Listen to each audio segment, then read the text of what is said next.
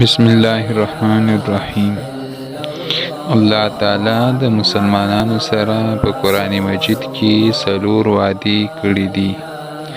اول فذکرونی اذکرکم، تاسو ما یاد کړئ زه به تاسې یاد کړم.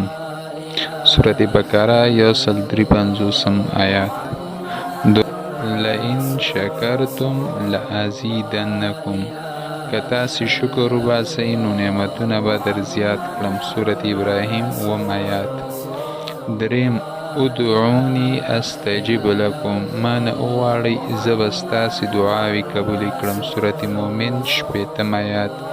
څلورم وما كان الله معذبهم وهم يستغفرون، او الله پاک دوی ته په داسې حال کې عذاب ورکوونکی نه دی چې دوی بخښنه غواړي. سورة انفال 30 آیات.